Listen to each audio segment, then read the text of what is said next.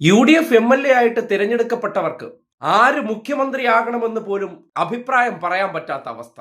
Nadapuram MLA KM അഭിജിത്തിന്റെ ഒരു ദൃശ്യം പുറത്തു വന്നിട്ടുണ്ട്.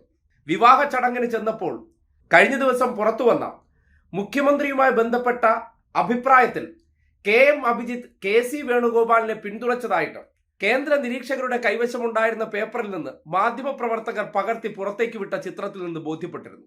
അതിനെ സംബന്ധിച്ച് വിവരം പുറത്തു വന്നപ്പോഴാണ് ഒരു MLA അല്ലെങ്കിൽ ഒരു ജനപ്രതിനിധി അദ്ദേഹത്തിന്റെ സ്വന്തം അഭിപ്രായം എന്നുള്ളതിലേക്ക് KC വേണുഗോപാൽ മുഖ്യമന്ത്രിയാകണമെന്ന് കേന്ദ്ര നിരീക്ഷകരെ അറിയിച്ചു.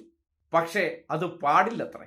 ജയിപ്പിച്ചിരിക്കുന്നത് ജനങ്ങളല്ല, ചില പ്രത്യേക താല്പര്യക്കാരാണ്. അവർ പറയുന്നത് കേട്ട് അടിമയെപ്പോലെ നിൽക്കേണ്ട അവസ്ഥയുണ്ടെന്ന് ആ ദൃശ്യം കാണുമ്പോൾ ബോധ്യപ്പെടുകയാണ്.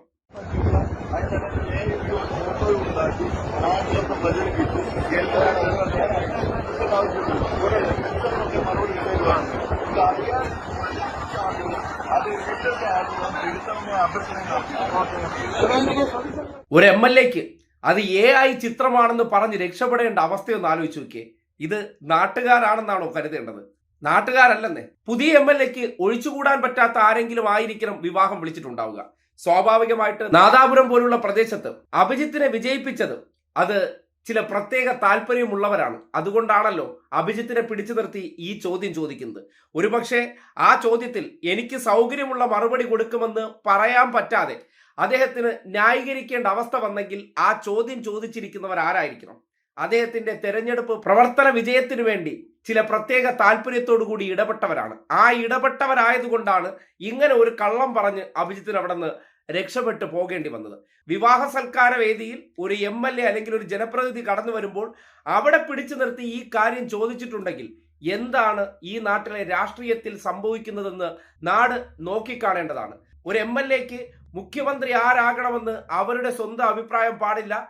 ഇവർക്ക് പിന്നിൽ നിൽക്കുന്നവർ ഒരു പേര് പറയും, മര്യാദയ്ക്കത് പറഞ്ഞുകൊള്ളണം. അത് പറഞ്ഞില്ലെങ്കിൽ ഉണ്ടാവുന്ന ദുരവസ്ഥയാണ് ഇപ്പോൾ കണ്ടത്.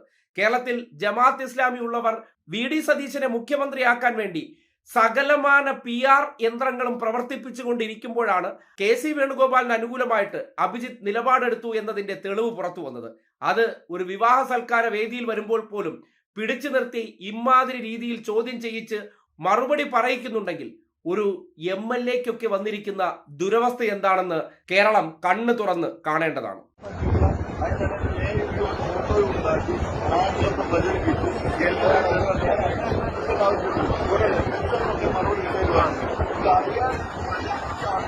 അത്